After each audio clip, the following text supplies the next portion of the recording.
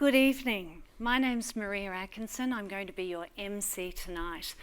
It's thanks to the leadership of the Australian Catholic University that we've got tonight's conversation. So you're in a safe environment. We're going to have basically a process of talking about what the Pope's call to action on climate change means to us. We're going to get some background on it, and we're going to have our panellists, and I'm going to do my best, and thank you very much to all of you who've submitted questions in advance, and I'm going to do my best to ensure we get through as many of those questions as we can. So it's really important if we start to think about what the Pope calls on us to do and to think about. He thinks that it's very important for us to listen to the voices of our Indigenous people, because to them, land is not just a commodity, it's a sacred place. So it's my pleasure to introduce tonight David Orr, who will give us acknowledgement to country. David.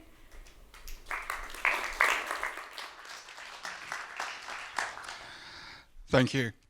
It gives me pleasure to welcome you all to Australian Catholic University's MacKillop campus here at North Sydney. My name is David Orr. I'm a Global Studies and Law student here at this campus. I'm also a Gurang man. The Aboriginal connection between spirituality and land is one that has gone on for tens of thousands of years. It is the land from which all Aboriginal people believe we come from and are born from and live for. This campus is built on the lands and next to the waterways of the Guringai people. The Guringai have cared for the land and waterways around this area for generations. It is right that we acknowledge their ancestors, past and present, as well as their emerging leaders. I would like to also acknowledge my people, the Gurang people, and thank them for their wisdom and guidance throughout my life journey. Thank you.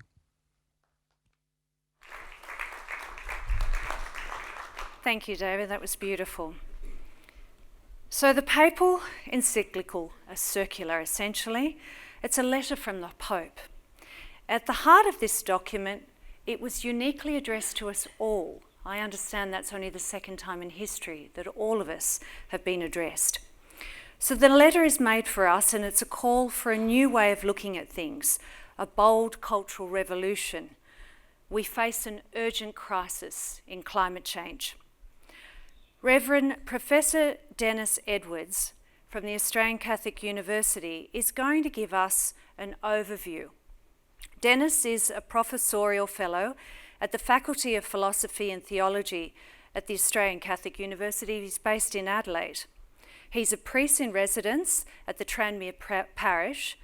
Dennis is a member of the National Lutheran Roman Catholic Dialogue, a member of the National Australian Anglican Roman Catholic Commission, and is involved with the South Australian Council of Churches. Dennis is also an author of many books linking ecology and theology. Please join with me in welcoming Dennis.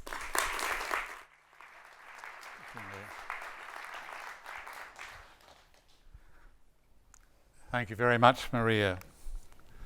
It's great to be with you, all of you here tonight, as part of a kind of reception of Pope Francis's Laudato Si. I'm excited by this document, I'm challenged by it.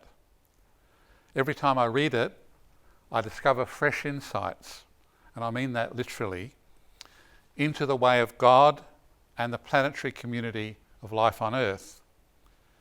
Our common home, as he keeps calling it. Each time I find myself renewed in hope, taken by joy at the beauty of Francis's vision, sobered though by the challenges we all face, and summoned by him to see my life as an ecological vocation, radically committed to Earth and all its creatures before God. This encyclical represents a new moment in Catholic social teaching. Since the 1980s, Pope John Paul II and Benedict XVI both have made important contributions that call the Church to an ecological conversion. But with this far more developed work of Pope Francis, the protection of God's creation is now formally and permanently brought to the very centre of Catholic social teaching, along with the Church's long-standing commitment to interhuman justice and peace. I'm going to try and highlight some of the key theological positions that I see taken by Pope Francis in this document. Firstly, it's a theology deeply grounded in what's happening. It starts from what's really going on in our common home.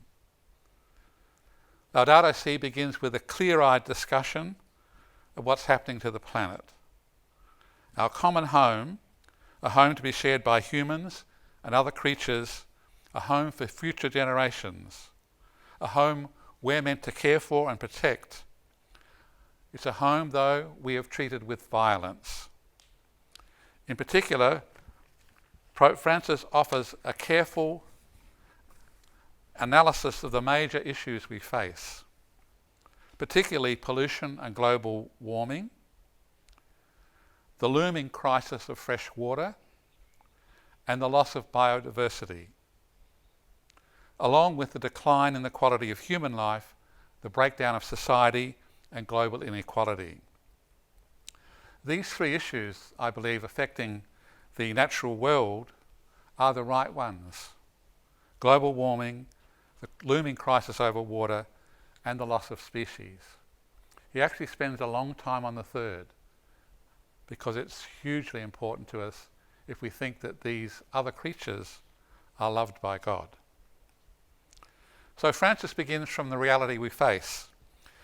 He then offers 3 chapters of reflection on this reality, first on the gospel of creation, then a deeper analysis of the real human roots of this reality. Then these chapters culminate in a third, his vision of integral ecology. And then he turns to action in the final 2 chapters. As Maria said, it's a document cast in the way of dialogue.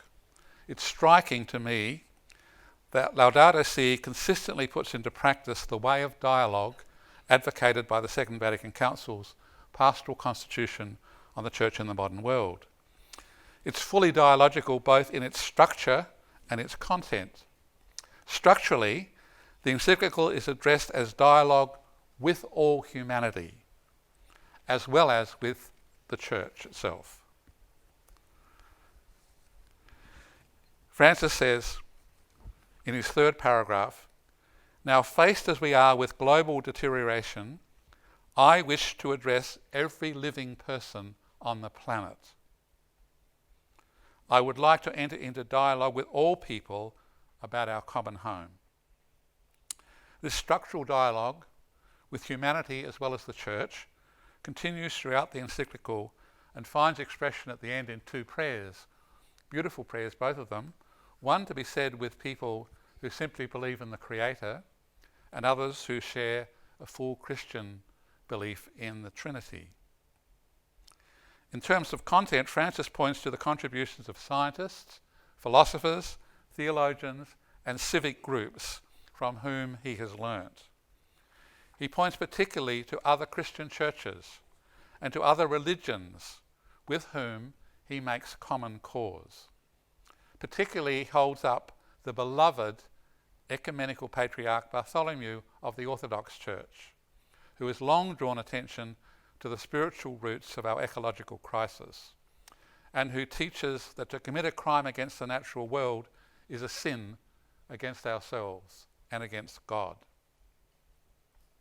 Francis sees the religions of the world as called to dialogue together for the sake of protecting nature, defending the poor, and holding networks of respect and fraternity. When Francis, towards the end, makes concrete suggestions to the international community and to national leaders, he casts everything in dialogical form. I think that the central theological gift of this, for me anyway, is the theme of the universal communion of creation. In his second chapter, Pope Francis turns to the Bible to articulate a theology of the whole of creation as one interrelated community before God. And I think he offers us something really quite new here, a new theology of the natural world. It can be seen as involving three aspects. First, he insists that other creatures have meaning and value, not simply because of their use to human beings, but in themselves. In other words, they have intrinsic value. Why? Francis answers this. Firstly, because God is present to and with each of them. Secondly, and this he stresses, God loves each of them. They're precious because God loves them. And this love is not mediated through us, it's God's love for them in themselves. And because, he says, each of them has a future in God. This is a very strong position, and I don't think it's been articulated this way in church teaching before. Second, and this is more familiar to us, he sees each of them as a word that God speaks to us. So they impact on us as words of God coming to us. So then creation is a kind of revelation, a manifestation of God, a book of God alongside the wonderful book of the Scriptures. As Francis says, nature speaks a word of love to us. He says nature is filled with words of love. Third, human beings are part of nature. And together with other creatures, we form, Francis says, a sublime communion in God. Francis of Assisi, of course, has shown us how other creatures are our brothers and sisters, our kin. And Pope Francis says everything is related. Everything is interconnected. And we human beings are united as brothers and sisters on a wonderful pilgrimage, woven together by the love God has for each of God's creatures, and which unites us in affection with Brother Sun, Sister Moon, Brother River, and Mother Earth. Francis tells us that the risen Christ is already present to the whole creation, in it, working in it, bringing it to final fulfillment. He sees all the wonderful networks of relationship in nature as a reflection of the dynamic relations of God the Trinity. So this is the concept of the intrinsic value of other creatures, the fact that they represent a book of God to us, the fact that we with them form this communion in God.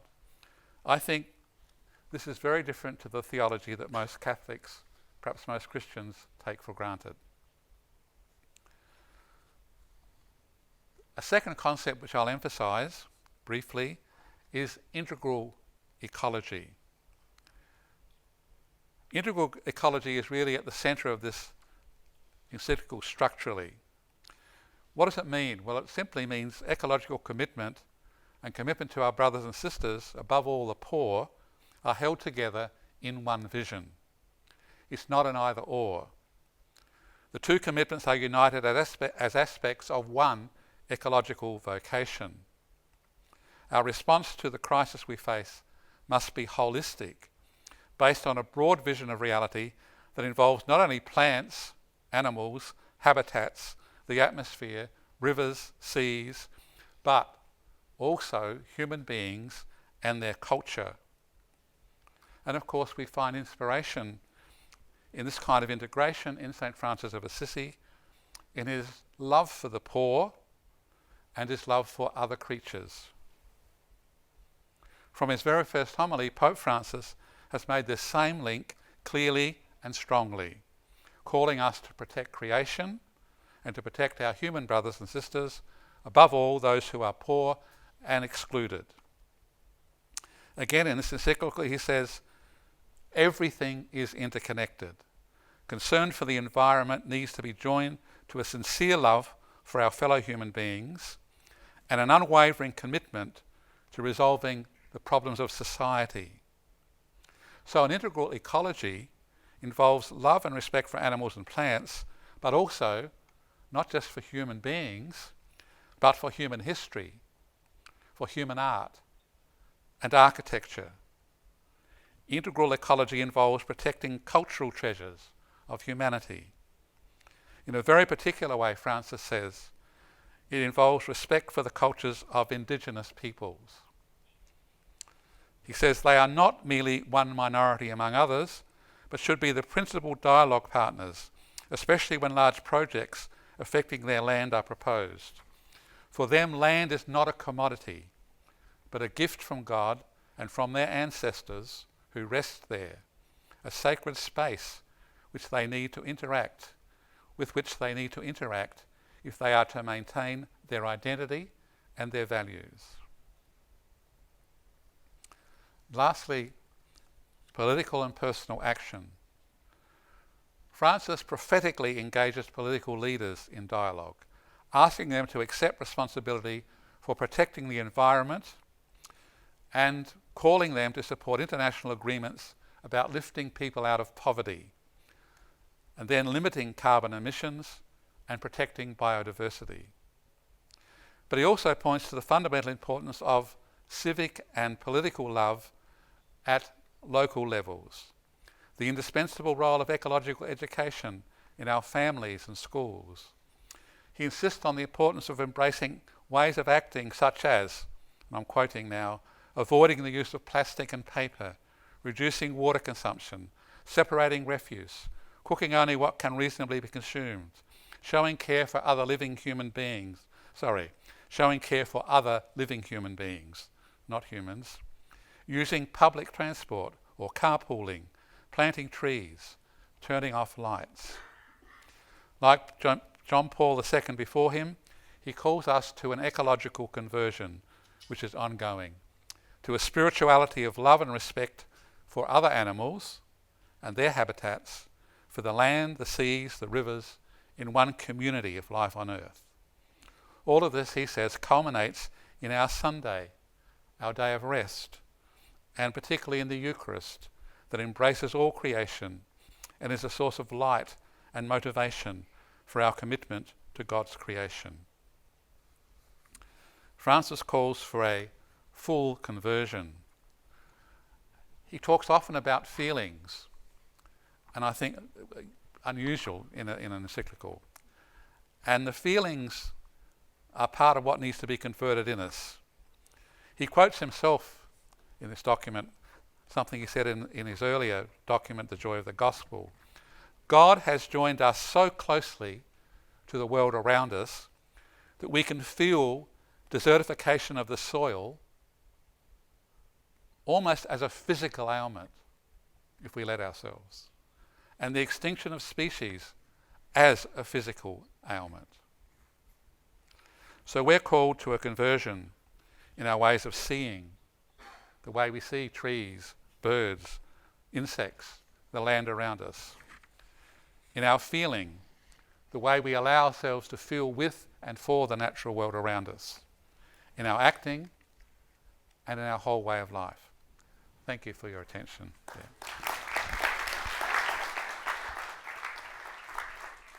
Thank you, Dennis. Please.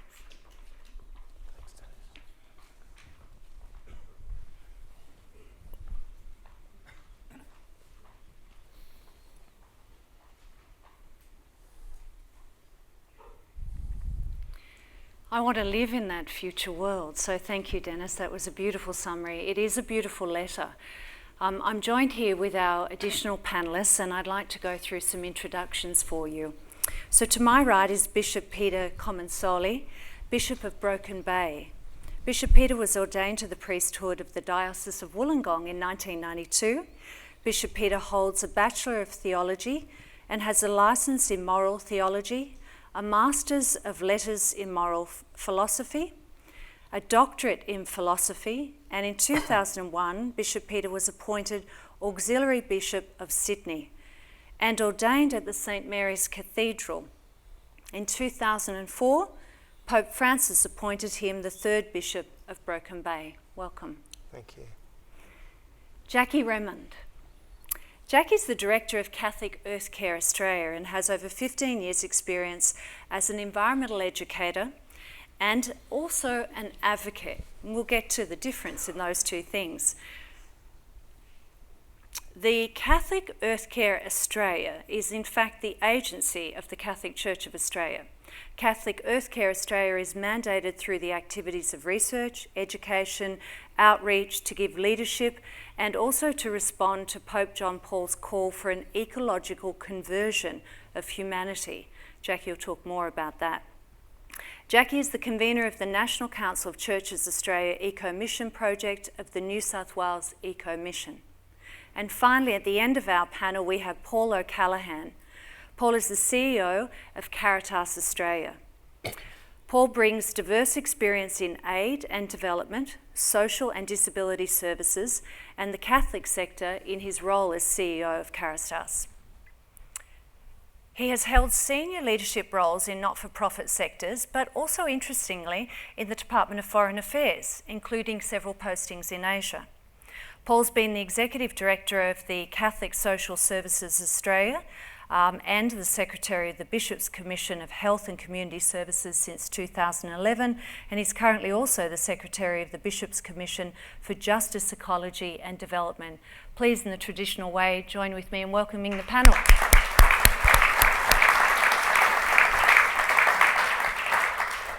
Well, I want to bring just a broad question. Dennis, you gave us something that was, to anyone just in the audience, if we haven't had the chance to read the letter, it's unique, it's special, it seems different. Bishop Peter, is it different? And if so, what makes it so different?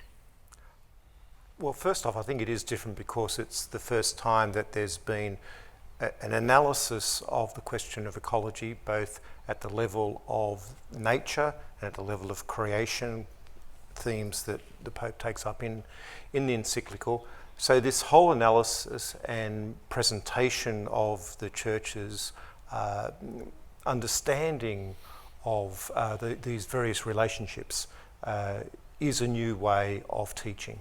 The Holy Father points out at the very beginning of the encyclical that he's tapping into a line of thinking that has been developing for some time, starting with Pope Paul VI in 1971 making the first explicit statement from the Church around matters of ecology, and then developed by his successors.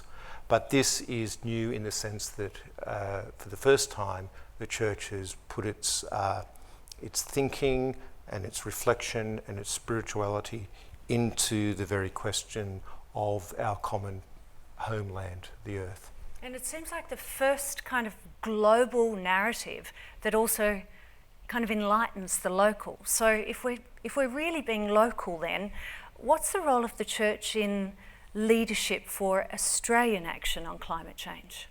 You've actually touched on one of the key themes that runs through the Pope's encyclical. So often the question of questions like climate change, questions of the environment and ecology have been dealt with in a macro kind of way. So big picture economics, big picture science, big picture politics. Throughout the encyclical, the Pope keeps coming back to persons and individuals and local communities. Dennis touched on that quite significantly in his presentation, and that was wonderful.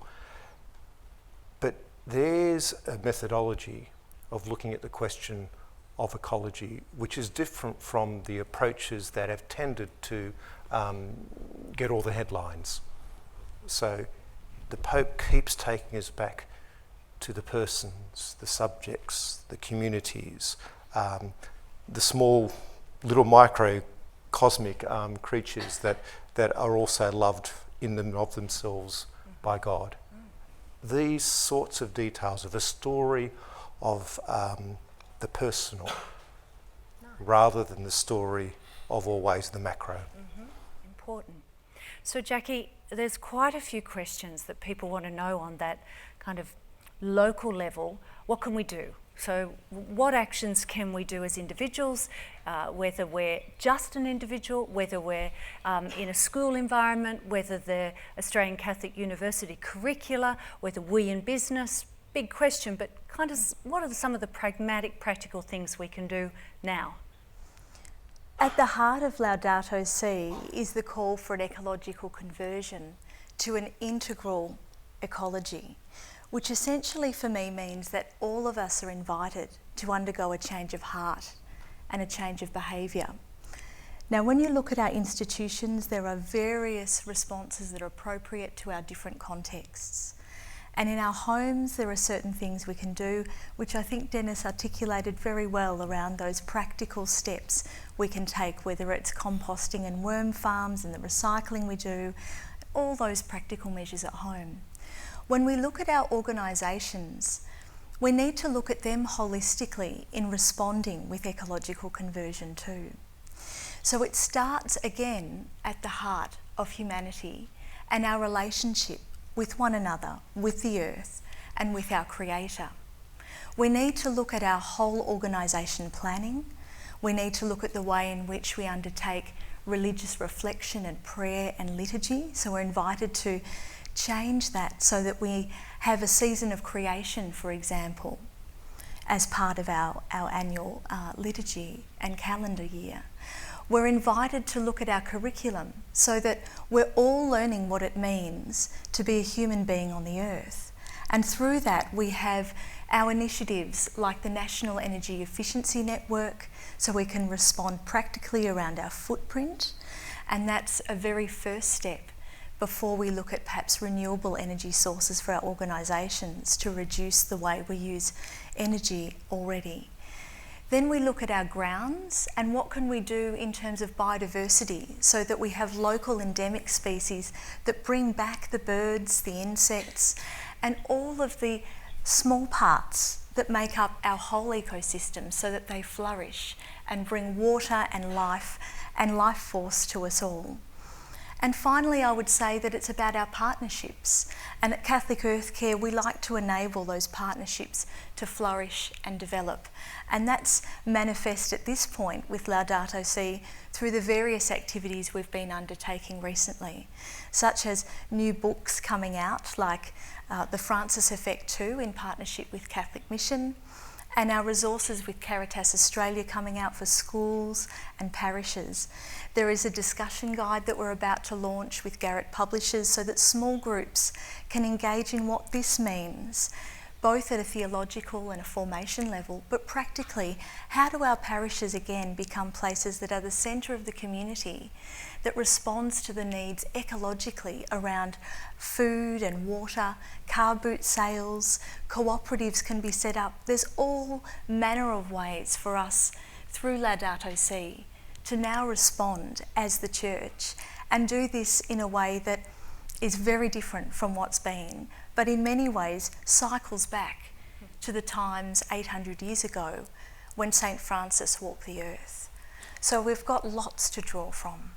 Well, certainly. I mean, that was a beautiful long list. So, Paul, you come to dealing in your work with the fragile communities. The issue, a lot of the questions from places like the Philippines were, what's Australia's responsibility, what opportunity, but maybe in addressing what's our responsibility and what could we do, maybe give us a little bit of an insight about what these regions of your operations are also facing in relation to climate change. Thank you. I'd preface it by saying the encyclical is, I think, masterful in the way it focuses on the poorest in the world and the most marginalised. We know from World Bank studies already that over 80% of those who will be most negatively impacted over the coming decades will be the poorest in the world. So obviously in developing countries there's an acute focus on these things. What does that mean? Well, one of the things it means is that people in farming communities, and we hear this directly from many of our partner church agencies in countries where we work, farmers are no longer very confident about when they can plant their seeds. Now that's a fundamental part of agriculture. If you no longer feel confident about when you can plant, and fishing people, we've, for example, in Sri Lanka, Myanmar, in Tonga and Samoa, in all these places where fishing is a vital part of the local economy and fabric of the community, there have already been changes. They're not always well documented, but there have been changes which the leaders of our agencies over there and also the church leaders in those countries have raised with us, not in a rhetorical way. They've simply said, do you understand the significance of the change that we are already experiencing? We had last year in a visit to Sri Lanka and Myanmar, Tonga, the cardinals in those countries specifically asking us if we could ensure that our policymakers in Australia appreciate that these aren't theoretical things. They are already having a very significant impact on the lives of their communities. So it's in a sense for them, it's not a political challenge that they're putting. They're basically reaching out to the church in Australia and saying, can you ensure that at least in your country, where you have the opportunity in Australia to have a voice, perhaps a greater voice than some of those countries on the world stage, please ensure that our circumstances are understood. And so it's a plea. We've really been asked in the 32 countries where Caritas Australia works directly, we've been asked if we can assist them and contribute to a voice. And with Catholic Earth Care, we're going, and the Social Justice Council of the Church, we will be soon hosting a function at Parliament House to try and educate and give greater awareness about the encyclical to any parliamentarians who dare to come. Wonderful, wonderful. You also have a petition, and so it is about individual engagement in the leadership. It's not just leaving it to you to go to Parliament House. We all have an opportunity with that. But I suppose we've got to get to some of the tough questions that people have asked, and this is around, do we see that the Pope's letter is contributing to the Church's understanding of moral theology? And I'm going to invite Dennis or Bishop Peter to take on a response to that. You can both. That should be Bishop Peter. All right. Did you love that? I love that. The great thick pass. Yes, this is a contribution to the moral thinking of the Church, because the social teaching of the Church is moral thinking. It's thinking about the way that we live. How do human beings live? And how do human beings live well? And this goes to the heart of that in relation to the whole of the world in which we live. So it's a question in its moral context around what he calls a human ecology, along with the natural ecology, putting it all within a theological context of creation. Different, as he says, from talking about nature. Nature puts things very much in its scientific context. Creation broadens the horizon to think about the world in which we live and the world in which we are such essential players, to think about this world in terms of the created gift that it is from God, the Creator, and that each of us then have this stewardship role within that. It's particular for human beings because of the sense of our place within creation as being made in God's image and likeness. From that theological foundation, and the Pope begins his own biblical reflections about the ecology from Genesis, from the beginning. This world that God creates that is good, that is loved by God, that is sustained and nurtured and to be developed towards its final end in God. So we have that role within that. So us living humanly well, us human beings being playing our stewardship role within that is very much a part of this encyclical. Terrific. Population growth. There's been quite a few questions that really go to, is it the role of the Church to address population growth and this almost business position of continual growth in relation to sustainability. So, Jackie, you said it is a bit of the going back and the fundamental principles, but Dennis, in reading it, do you see either of those things in the document? Do we get advice on those things about relentless kind of growth of business and economies, or do we get a little bit from the Pope about what sustainability means? I'll say a little bit, Jackie, you might like to pick up. But yes, he says an awful lot about a critique, really, of business as usual in terms of. I don't think the Pope means to critique market economies as such, but he certainly wants to critique any sense that they are in themselves going to save us, and he wants them regulated. And he wants them regulated for the good of human beings, above all the poor, and for the sake of creation. So he is wanting to say no, definitely, to absolute free market economies. And he wants governments like the Australian government to be part of what regulates economies on behalf of the poor and on behalf of creation. So I think it's a simple thing, really. He doesn't cast himself as an economist, but he is prepared to get into that discussion, and I think his long life lived in Latin America has prepared him for that. Would you like to say something? Yes, Jackie, I mean, it's really a call for a new economy. So what do you see in that? I think I see in Laudato Si a core tenet here about how we understand the natural world and the beauty of it, the deep interconnectedness of it, the genius of it, the ongoing nurturing of the natural ecosystem in its own way, and the human system that we've overlaid on top of that, the many human systems, the economic being one, health, education, our population and what's happening. And I think we're invited to really take a deep look at the human systems that we've overlaid on top and where they misalign, where they cause poverty for the earth and poverty for humankind, to make adjustments. So that's broad across all the human systems.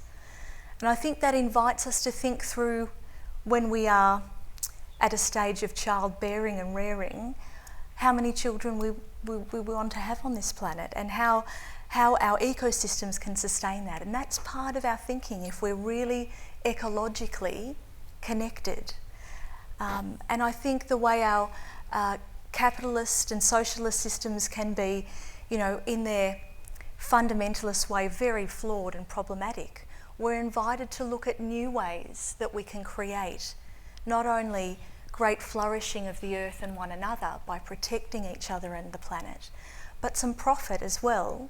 And that's through different ways of thinking and approaching the goods and services that we all need and require, and the cycling of that in the context of the balance of the natural ecosystems. So it's a new day for us to think about how we do this together. And that's going to take a fair bit of reflection and research and analysis as well. And I think there are some great practical initiatives already happening for us to learn from. And I think cooperatives were mentioned several times in the encyclical, which I was particularly pleased to see as a way for us to move forward. I think that's it, a new economy and a new cooperative definition. But Paul, what do you need from Bishop Peter and Dennis as practitioners, and they're engaging with their communities every week, every day, and here you are championing foreign aid and the generosity of Australians giving to our region, dealing with either resilience issues or adaptation or poverty. So what do you need from our communities that is really the role of our priesthood and bishops? That's a difficult one. I think I'd say the Australian Catholic Bishops' Conference has already spoken very clearly about this matter. It's given leadership in the response to Laudato Si, And both Jackie's agency and my own and other agencies that are out doing different parts of work in the field, we've been very supported by that. So in every diocese there's messages going out, we have materials going out through the schools and so on. I mean, we feel immensely supported from the episcopal level about this particular encyclical. I haven't sensed any division amongst the bishops or things like that. We feel very strongly supported, and the head of the bishops' conference made a clear, strong statement at the start. So I think we recognise that throughout our community and our Catholic community, there are many people who don't quite see the issues in the way that the Pope is presenting them, and it's a very complex picture. He's taken on a set of issues which is enormously complex, and even though they are very readable, I think probably at the parish level there'd still be many people who have thoughts about this which are more directly linked to our public policy debate in Australia, which in the last 10 years has not really been, you wouldn't call it a progressive debate. It's not a debate of the kind that you've seen in Europe so much and some other places. And it's not the kind of debate that you're hearing from developing countries. So I think bishops and priests and other lay leaders they have a challenge in being able to encourage a positive orientation to the messages that the Holy Father has put out there, to at least encourage people to have an open mind to it. One of those themes which is a very strong connection for many of the parishioners is that so many of them have been contributing directly to through Project Compassion and in other ways for decades, and that is a deep compassion that they have for people in poor and marginalised communities around the world. So here they're now hearing that there's a connection between poverty and the global ecology. They're hearing a very clear message about that, and that humans have a significant responsibility for the deterioration of the global ecology. I don't think there'll be any breakthroughs for those people who maybe are already fixed in their thinking about it, but I'm hoping that with the way the Holy Father's gone about this, and of course this is a call to all people. It's not just for Catholics. It's reaching out to all people. I think there'll be potentially many more people in our own Catholic community who will start to make some of these connections. One thing we will make sure of, and through the work that Earthcare and Caritas are doing, is that they have a much better understanding within our schools, in our parishes, of the actual impact that's occurring on the lives of many, many tens of millions, hundreds of millions of people in the world. And that we do have a responsibility as coming from one of the richest countries in the world to be active. One of those examples is to be active in encouraging our leaders to look at global financing arrangements to assist countries as they adjust to these things. That's something that until very recently in Australia we were miserly about on both sides of politics. We were not prepared to be up there with many of the other countries. But also in terms of, are we prepared as a country to join the large majority of wealthy countries who are really trying hard now to achieve a zero emissions situation by the middle of this century? Or are we going to wait back and be recalcitrant? I think the Church is now playing a terrific role in encouraging thinking about that. So it's a big challenge if you're with the parish and you're trying to have this dialogue. Do you use cognitive science? What are we doing to manipulate the opportunity for, in your area, Bishop Peter, there's 25,000, but there's 200-odd thousand that aren't coming up to hear these conversations and this engagement strategy. So what can you do?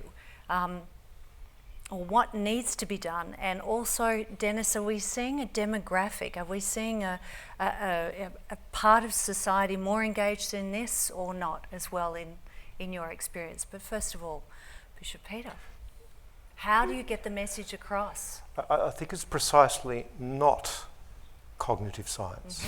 And what I mean by that is not just science, not just an economic solution, not just a political expediency or so on, But how do, and this is where the Pope says at least 8 or 9 times, everything is connected, everything's in an interrelationship. So if we start looking at solutions only from one perspective, fragmenting it off from everything else, then, as he keeps repeating, this is causing the problems that we're in. It's not actually bringing about solutions. Touch one area and come up with a solution only for that area, it will have an impact somewhere else. So this overall integral way of looking at things, so not just science, not just politics, not just so on and so forth, but how do they all contribute in some way in the dialogue that has its focus on the persons who are living within this common homeland. So that's where I'd be starting with the conversation. One of the, I think, most masterful analysis that he undertakes is where we have a tendency to, as he calls it, to turn technology into a paradigm by which we, a world view on how we deal with all of this. We will get a technological solution. Let's find out technologies to work this all out. And he does this an extraordinary analysis in the 3rd chapter of the encyclical of as a paradigm. Certainly we need technology as part of the solution. But if it's understood as the paradigm, then it will undermine everything. So how do we keep coming back to the persons involved in the interconnection within the whole of the world in which we live, and doing so in a moral context and in a spiritual context that looks at all of this? It's an awakening, it's a wake-up. So Dennis, is there a element of community that's really coming to this that you're feeling? Yes. I mean, the most obvious community in the Catholic Church is the young one, and the most obvious place where that's happening is in our Catholic schools. And a good bit of that is being encouraged by Catholic Earth Care, people like Jackie, but there's also a lot of other really creative principals and teachers, religious educators who are connecting up, who are teaching in a holistic way, and the kids are involved in garden projects, worm farms, and all these things. And they're thinking about its meaning in terms of their lives, but also in terms of their religious faith and those kind of things. It's happening there in a way that we need to bring into our schools are beginning to be transformed along this line, and I would like to see our parishes transformed too, and they can be. It's just that we've grown up with a kind of a paradigm, I think, of loving God and loving the neighbour, the human neighbour, and at our best we've talked about the human neighbour well, and at our best it's been social, it's been community, it's been realistic. But we're actually being told to love God and love our neighbour and love our non-human neighbours for God's sake. Now that is a pretty big shift for many priests, and it's a different way of preaching, but it's all there. It's all there in the scriptures. It's there in our social teaching, but it's also there in the liturgy, and we just haven't brought it out. I say this very often. People might have heard it too often, but the Eucharistic prayer in Catholic churches that's used nearly every Sunday everywhere is the 3rd Eucharistic prayer, and it begins, "All you have created rightly gives you praise." So we actually begin it with the whole creation, and if we were consciously that when we bring those gifts of bread and wine to the altar, that we actually are bringing God's creation to the altar and holding it up, all of it in that kind of act of Eucharist, we would be transformed. So there is, and I mentioned Pope Francis's engagement with the ecumenical patriarch, the Orthodox patriarch. That's what the Orthodox have done. They've taken the Eucharist and they've said the Eucharist is about the whole creation, and it's about all of us learning to hold creation up to God in thanksgiving and blessing every day. So that's their Eucharistic spirituality, and we've got that, but we just need to develop it, I think. So I think there's all these kind of possibilities. So I would like to see our parishes transformed. And what I've noticed is that whenever I attempt this kind of stuff, I can see young people in the congregation, those that are there, listening. They're attentive because it matters to them. So I'm getting a sense of optimism. So Jackie, if we have, the discipline of caring is noticing, and then leadership is the courageous action of doing something about what you notice. Is it in our curricula that we get to it, or is it, like Bishop Peter and Dennis are saying, is it unlocking the value-based proposition? Which is it? Do we need both, or do we just get it in the curricula and all of a sudden we're looking through 3 economic, social and environmental lenses at once?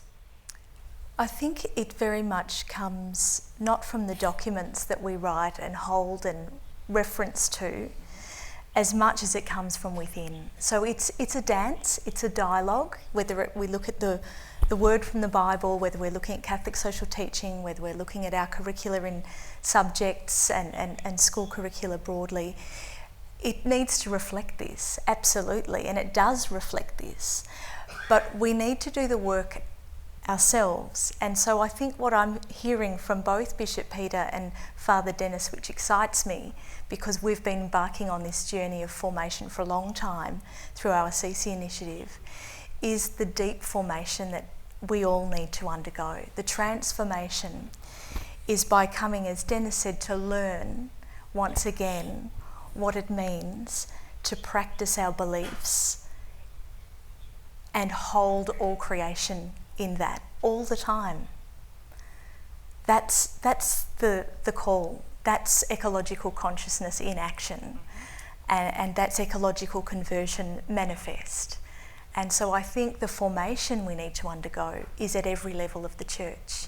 And Dennis has said very rightly that it's been most progressed in our school systems, where students are bringing these questions and are alive with it, where teachers are willing and able to bring it to the forefront of the dialogue and the activity and the consciousness. And we must keep doing that at the educational, institutional level. But this invitation enables us to grow it so much further. And I think in our parishes, where it's been very quiet on this front, we've got the opportunity now for deep formation work with our clergy, with our bishops, and with everybody who's engaging at a leadership level in our agencies, so that it becomes part of who we are. It's embedded, it's embodied. And that's when I know we've achieved it. That's the success. So Paul, are you optimistic? I mean, we hear of foreign aid budget cuts. We are approaching a big global dialogue in Paris around what countries are going to do on climate change, and I just want to get a sense from you, working in the 30 countries that you're active in, are you optimistic that we're going to have this revolution in time when we're facing a crisis, as the Pope puts it, in action on climate change is needed urgently? I'd put this in a particular context. Since the Second World War, and I say this having served as a diplomat for Australia for 18 years, since the Second World War, Australia has been regarded, until probably the last 10 years or so, as it's been called a constructive middle power. That's the language they use in international relations literature. Why is that? We have contributed 53 separate peacekeeping missions. Almost no one else has done that scale, apart from the very big countries. But for a relatively small country like us, that's a phenomenal contribution.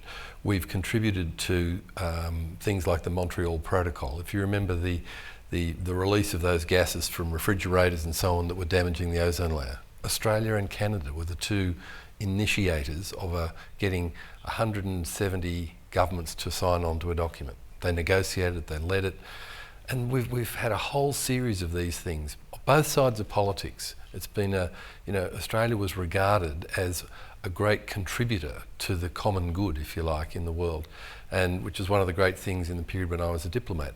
People often said, it must be great being an Australian, because you really contribute beyond your sort of selfish interests. And it was certainly much beyond our immediate geographical interest in so many ways. So we have this phenomenal reputation. Another little part of it was in the area of international aid and development. So, I mean, we seem, in public policy to have really gone a bit awry in this last 10 years in that regard, and that's true as well with the asylum seeker policy. That's another area where Australia's come to be regarded as exceptional and very different from the last 50 to 60 years. So all I can say is, I say that because I'm hopeful and I pray for a return to an Australia that really, as one former Foreign Minister, Gareth Evans, used to say, we punch above our weight.